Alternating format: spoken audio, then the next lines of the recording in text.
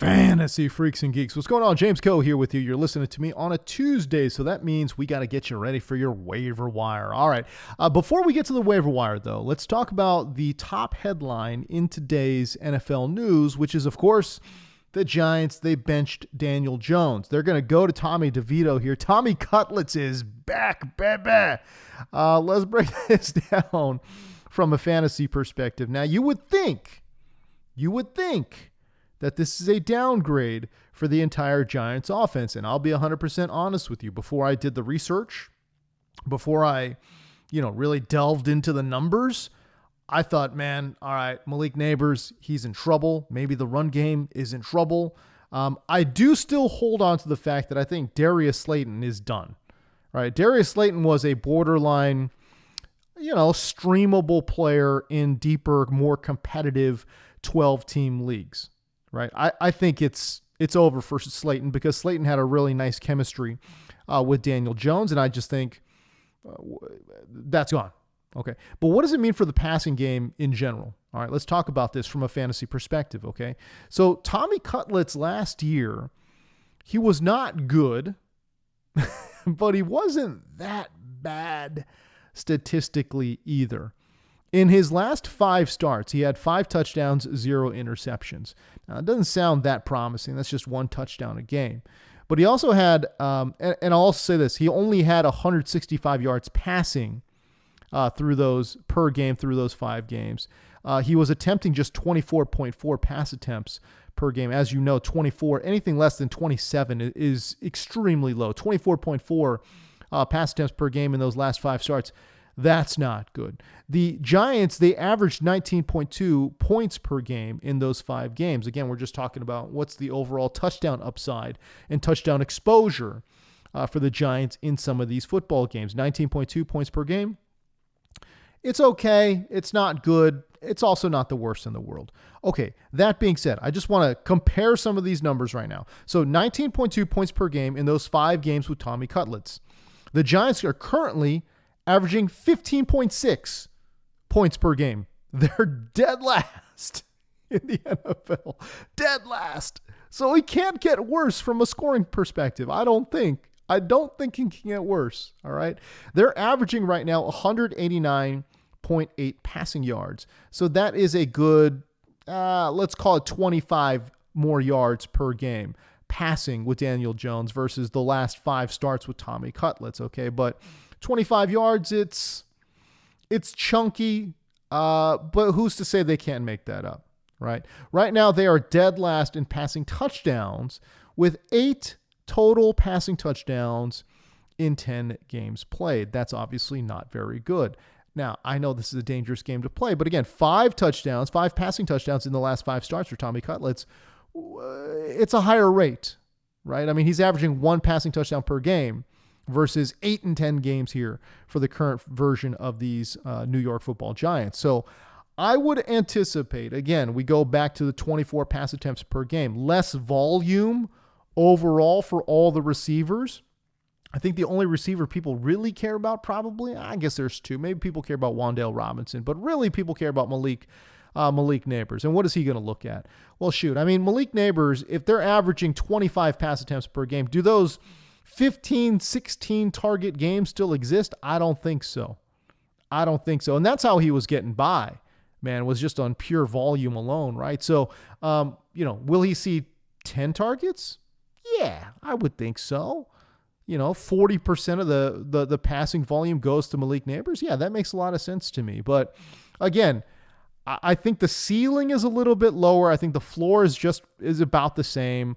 And honestly, probably just from an per game average standpoint, it's about the same. I just, after digging into some of these numbers, I don't think it's a big downgrade here for the Giants, mostly not because Tommy Cutlets is good. It's because Daniel Jones has been that bad. All right, let's break down this waiver wire. Devon Vile against the Las Vegas Raiders in this upcoming week. He's coming off a very strong performance against the Atlanta Falcons. 5 targets, 4 grabs, 66 yards. A cool 10.6 PPR points for you there in week number 11. Here's the thing with Denver right now. There's just a lot of positive momentum going for this entire Denver offense, right? Nix is playing pretty well. He's playing better I mean, better selling him short. He's playing pretty good football, to be honest with you. And they're getting sustained contributions from guys like Troy Franklin and, yes, Devon Vile as well. Vile, maybe you don't know, maybe you do, I don't know. But Vile specifically has been playing pretty good football. He's their primary slot receiver. And as a result, because of his play, he saw a season high 42 total snaps there in week number 11. He saw a season high 68% of the offensive snaps there in week number 11. So his role has certainly grown there in week 11. Now, is that sustainable? Is that something that we can count on moving forward? I think so. I do think so. He has played more over the last couple of weeks. I'm anticipating Vile to kind of step forward and play more as the season progresses as well. In terms of the matchup, they play the Las Vegas Raiders, and listen, the Las Vegas Raiders have been banged by slot receivers all year long. So again, I do think that Vile will once again be a solid sleeper option for you this week in Fantasyland. Now, again, we're talking about the waiver wire. How much should you spend? The fab budget and all that kind of stuff. You can go on my website, sleeperkingfootball.com, to kind of get all of those fab budget recommendations. All right, let's talk about Roschon Johnson. There's a couple of interesting running back options. Roschon Johnson's one of them, right? Didn't have a huge game, but it was enough, right? Did score a touchdown, which boosted his overall production. Got him to 11.1 PPR points there in week number 11. He's taken on the Minnesota Vikings this week, which is it's a fine matchup. I haven't totally dug into the numbers yet, so I don't totally know whether or not we love it or we don't love it. But I would say just off the cuff, probably a net neutral matchup here against the Minnesota Vikings. But again, 11.1 PPR points last week. But the reason I'm interested in Roschon Johnson, new OC Thomas Brown, I think he seemed really determined to get Roschon more work. The former Texas back in Roschon Johnson, he played a season high 42% of the offensive snaps last week. So we could be potentially looking at a 60-40 split here with DeAndre Swift and Roschon Johnson. That's interesting. His 10 carries last week, that was the most that he has had since week number 5. And that, my friends, was a 36-10 blowout of Carolina, right? So truly, honestly, in this game, which was, a pretty competitive game here, I'm just going to go ahead and, again, it seemed very obvious that Thomas Brown wanted to get Roschon Johnson more activated. Now, we do need to see him with a few more pass attempts, and that will boost his score tremendously in PPR. So let's see if Roschon Johnson can get a few more passing targets out of the backfield, and then we'll be really intrigued. I'll tell you a player that I am fully invested in a bunch of different spots, but he is widely available right now. That is Trey Benson. Trey Benson's taken on Seattle, so it's a great matchup for him overall. But he has now scored double-digit PPR points in back-to-back weeks. Now, you might be asking yourself, why is he out there? Well, he's coming off of a bye. So a lot of folks, because of the bye week squeeze, had to let go of Trey Benson. You should go check right now to see if he's on your waiver wire, because I think he's a very interesting player. He's seen a big bump in opportunities his last 2 games. First of all, let's just get this out of the way. We know that Trey Benson is a fantastic freaking athlete. Okay, he's young, he's explosive. He's got James Conner, who is an older running back, ahead of him. And don't get me wrong, Conner's been playing great. No knock on James Conner. But that being said, we also know we're going into week number 12. James Conner, I can't remember the last time he's played a full season of football. As a matter of fact, I'm going to go so far as to say I don't think he's ever played a full 17-game, 16-game stretch of games here. And if he has, it's been a while. It has certainly been a while. But again, he's got James Conner in front of him. Trey Benson, a very interesting prospect here. And again, let's talk about these opportunities. 18 carries the last 2 weeks. That's more than he had in his previous 6 games combined. That was 17. He had 17 combined carries over his previous 6 games. He's seen 18 carries the last 2 games. Interesting. His 3 targets over the last 2 weeks. Again, nothing to write home about, but It's more than he saw in all of his previous games combined. In all of his previous games combined, Trey Benson, 2 targets. He's seen 3 targets over the last 2 weeks. Now, again, I'm just saying, obviously, these are not huge numbers. Oh, he's averaging 9 carries a game and 1 target a game, 1.5 targets a game. That's nothing to write home. But I understand. I get it. But let's talk about the upside. By the way, buy Mageddon here, right? 6 teams on a freaking bye. You probably need, you're most certainly going to need some kind of running back help. Trey Benson against Seattle. It's a great matchup. And I do like Trey Benson here. I'll probably talk about a little bit more about Trey Benson a little later on in the week when we start really diving in to some of these sleepers. All right, at the tight end spot, man, it's Will Dissly against Baltimore. I mean, shoot, guys, I have been saying Will Dissly now for a couple of weeks here. I've been very interested. It's been an increase in volume overall for the Chargers passing attack. And for Will Dissly, that's meant good things. All right, he has seen 6 or more targets in 4 of his last 5 games. He's averaging a very solid 6.6 targets per game. I want you to put that number in perspective, okay? 6.6 targets per game over his last 5 games.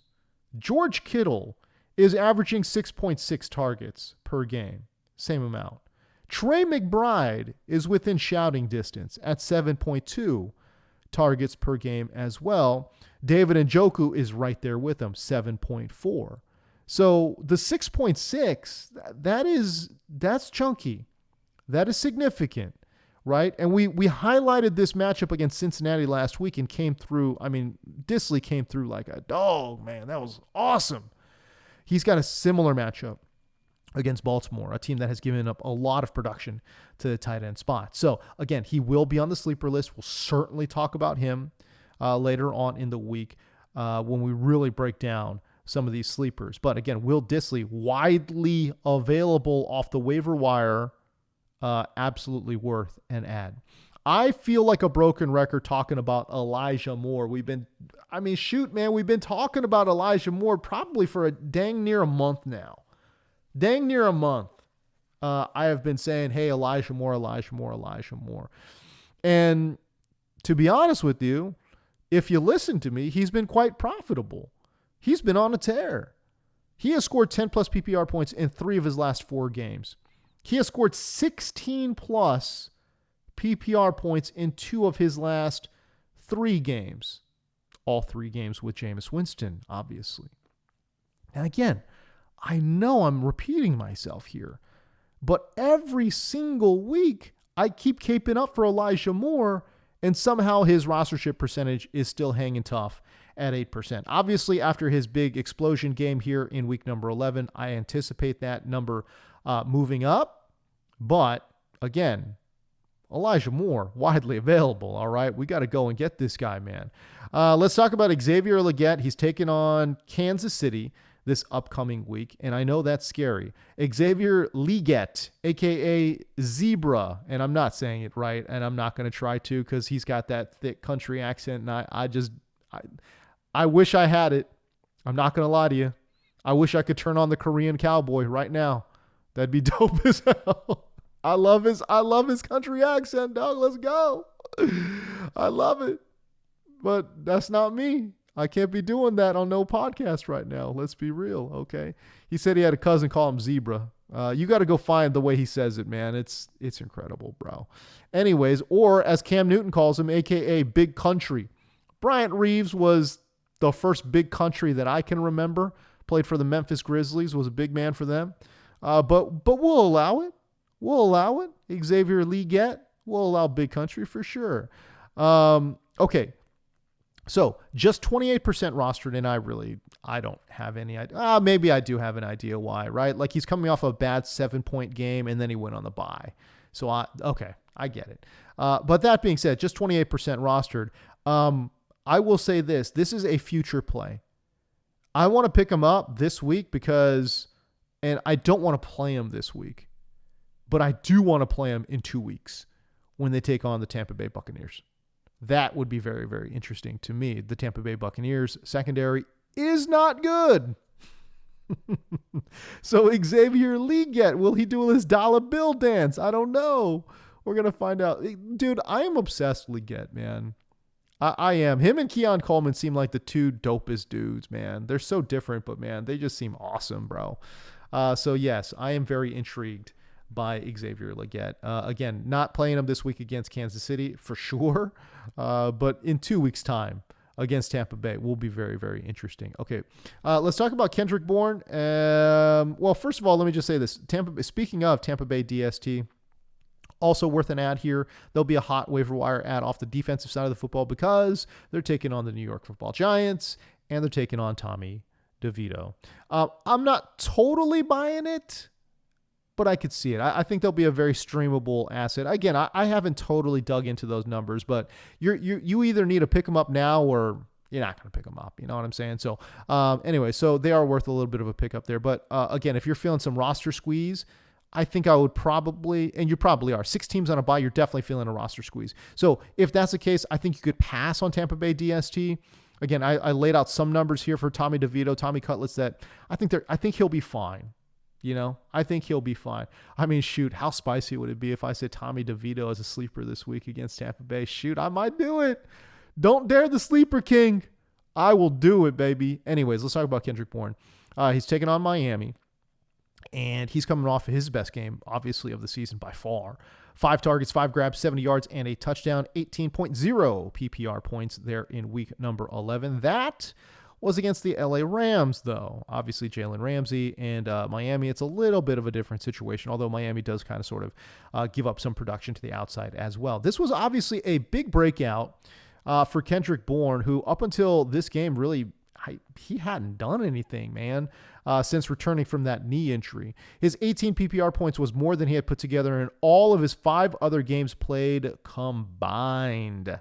All right, so obviously a huge breakout. Now the question becomes, is this sustainable? I'm going to say it's tough to determine. Very tough to say because let's be real. New regime in New England, same old BS at the wide receiver spot, man. There's no rhyme. There's no reason for the personnel decisions there in New England, at least on the offensive side of the football. For example, Kendrick Bourne was benched last week. I should say 2 weeks ago. He was benched 2 weeks ago for no reason at all. They said they wanted to develop some of their younger players, but then they went and they didn't play any of their younger players. So that reason didn't make sense. So then they reinsert him into the starting lineup. Best game of the year. Okay. By the way, Tyquan Thornton was the starting outside wide receiver for New England for the first few weeks. And then he was persona non grata to the point where not only did they bench him, they freaking cut this dude a few days ago. That's crazy. He was a starter for you. Now he's off the team. By the way, his replacement, Kayshon Boutte, he has established himself as an every down outside wide receiver. He's their starting X. He's playing dominant snap share, like 95, 96, 99% of the snaps. Is crazy. You know why it's crazy? This dude was on the roster bubble. He was on the roster bubble to start the season. People weren't sure if he was going to make the team. He's now the starting wide receiver.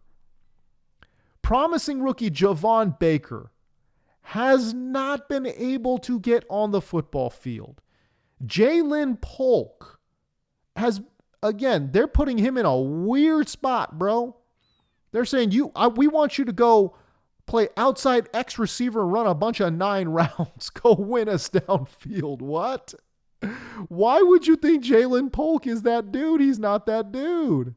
Oh my goodness. Mismanagement of their wide receiver core for sure is New England. So you're asking me, oh yeah, does Kendrick Bourne have staying power? I don't know if he's got staying power, bro. The New England Patriots don't know if he's got staying power, for God's sakes. Anyways, whatever. That's the show. It's the waiver wire show. Let's go. Kendrick Bourne, I'm just going to go ahead and say this, all right? You could probably, I don't know. If you really want to, if you need a wide receiver, go pick him up. Okay, but I'm not dropping more than $2. I know I said I put the fab budgets and all that recommendation stuff online, and I will. But Kendrick Bourne, I'll give you for free, baby. $2 at most.